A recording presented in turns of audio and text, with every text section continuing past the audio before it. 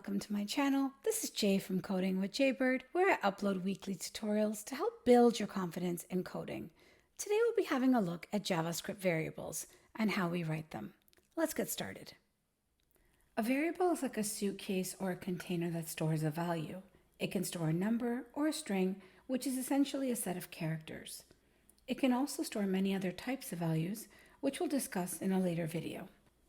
So here we have a visual representation of three variables. We have three suitcases.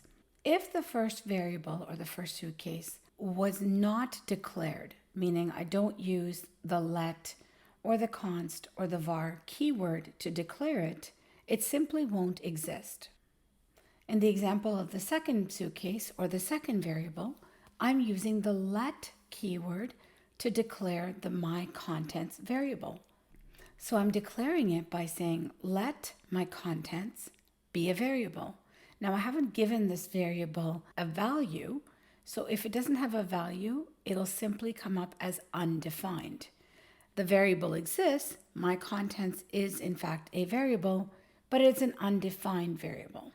Here you can see in the last suitcase or last variable example, I'm creating a variable called my items and I'm declaring it with the let keyword, and it equals a string value of vacation clothes.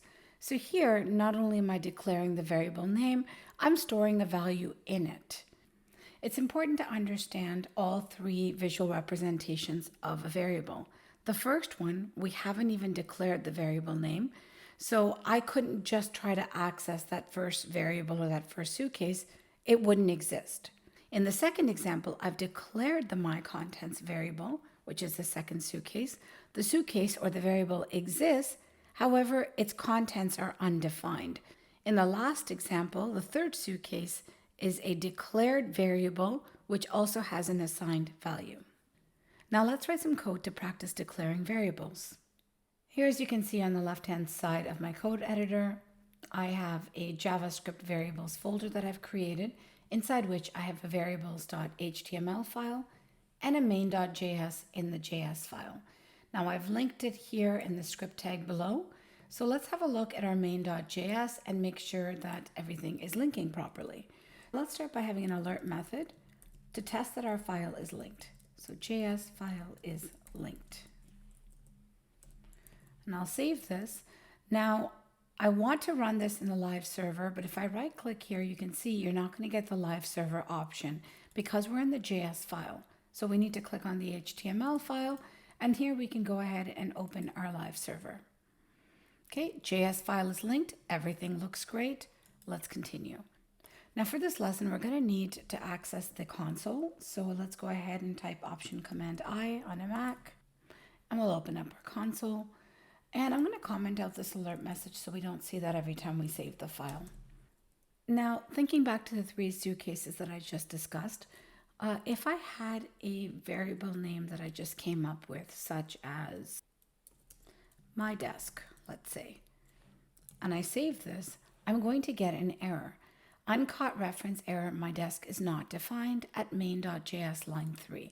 So this tells me I have a variable name that I'm trying to access, but it hasn't been declared. So this is very similar to that first suitcase where it doesn't exist. So let's comment this out. Variable does not exist because it is not declared. Oops, declared. Okay, so now let's have a look at our traditional way of declaring a variable. And this is the var method. So we'll use the var keyword to declare a variable called my computer. Now, I'm not going to assign this a value, but the variable will exist. So the variable exists, but has no assigned value. And we can see this by having a look at this in the console. So now when I save this, you can see here, this is undefined in line 7. So my computer is a variable that exists, similar to that second suitcase. It exists, but it's an undefined variable, meaning it doesn't have a value associated with it just yet. So let's go ahead and attach a value. So my computer equals a MacBook. Oops, MacBook. Now we need to console log my computer to see the updated value. And here you can see MacBook is the updated value of my computer. Now, since 2015, ES6 has become available, and the preferred method of declaring a variable is the let keyword. So let's go ahead and use let and create a variable called my name. Now I'm going to go ahead and store a value directly into this in the same line of code, and I'll call this Jaybird. And we can again have a look at this in the console to see what we get. And we can see Jaybird. Perfect. Now the good thing with let is we can update the value of this variable very easily by typing my name equals J. And if I were to log this to the console, we'd see that my name has been updated to the value of J. Now if I were to try to redeclare this my name variable with let my name equal, I don't know, coding with Jaybird, and I save this, we'd get an error. So this throws an error. Oops, an error. So what that tells us, we can't use the let keyword to redeclare a variable that's already been declared. So let's comment this out to get rid of our error, and we'll continue. Now the good thing with let variables is variables that are declared with let have block scope. So what does that mean? They cannot be accessed outside of a set of curly braces. So what that tells us is if you've declared a variable inside a set of curly braces, whether it be in a function or in a conditional statement, you can't access that variable outside of those curly braces. Okay, let's look at our last way of declaring a variable, and this is the const way. So essentially we're creating a constant. So const is the keyword that would be used to declare a variable that's not changing. So a common one that's used in math would be pi. The const of pi is equal to 3.14159 and so on. Now if I console log pi, we can see this value. It's an integer value and it comes up here on the right as an integer. Now let's create another one. Let's say I have a const my favorite color. So I have a favorite color variable and I'm going to store purple in that since I like purple. And if we log this to the console, we can see my fave color will show up as purple in the console as expected. Now what if I were to go ahead and try to update this value of my favorite color? So const my fave color equals blue. What would we get? So we're getting an error in the console. Uncaught syntax error, identifier my fave color has already been declared. So this tells us that you can't redeclare a constant once you've already declared it. So this also throws an error.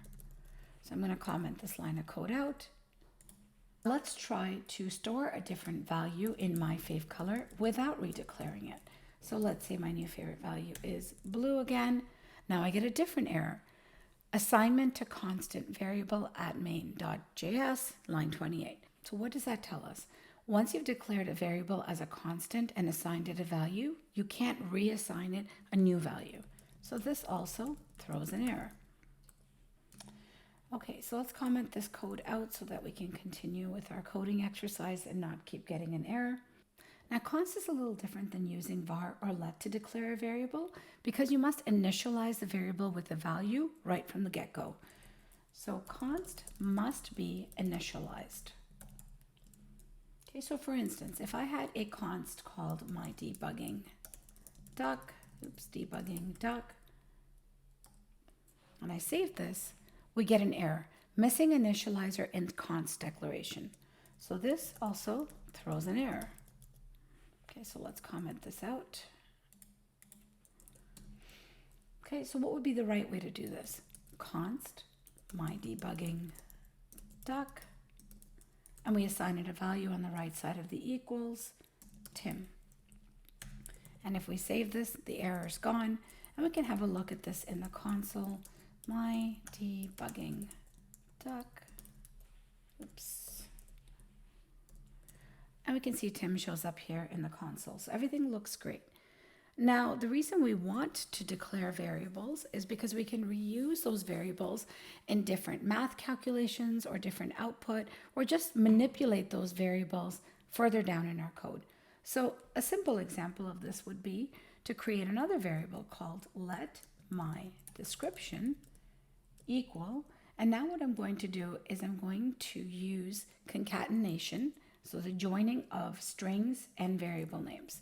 So I'm going to say my name is space plus, and then I'm going to add the my name variable, and I'm going to join it with another string value, space, and I code on my space. Now we need to add the spaces, otherwise the word and would be attached to the ending of whatever the value that's stored in my name is.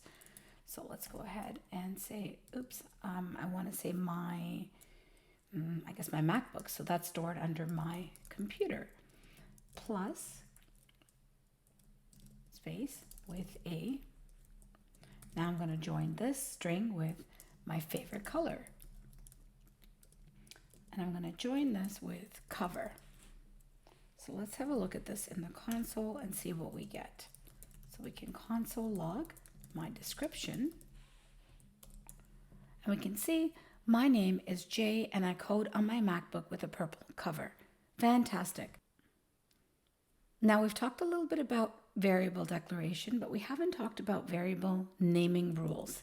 So you can't just name a variable anything that you like. There are a certain set of rules that you must follow. So let's list them below. JS variable naming rules. Now these rules aren't in any particular order. So our first one will be a variable name. So variable names must start with either a letter. This can be an uppercase or a lowercase letter. So anywhere from A to Z. It can have an underscore, underscore, or a $sign. But it must not start with a number. Okay, our second rule is that variables can have numbers, letters, underscores, or $signs after the first character. So meaning you can use any of the ones you use to start the variable as well as numbers. Now our third point is variable names cannot have spaces. This seems intuitive, but it's still important to note. Now variables are case sensitive. So my name is not the same as my name with the capital letters for name, or capital MY and then capital N for name. Now lastly, it's important to note that variables must not use JavaScript reserved words. So these are words like var, let, for, const, and so forth. The last one I'm going to mention isn't really a rule, it's more naming conventions. The most common naming convention is lower camel case, but lower snake case is also used. So I'll give you both examples here. So lower camel case looks like this. We start with a lowercase letter, and the first word is all lowercase. The next word, we use a capital letter for the first letter, and then lowercase for the rest of that word, and same with the next few words.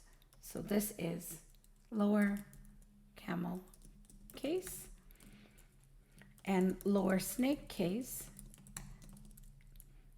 is a little different in that every letter is lowercase, but they're joined with underscores. So this is lower snake case.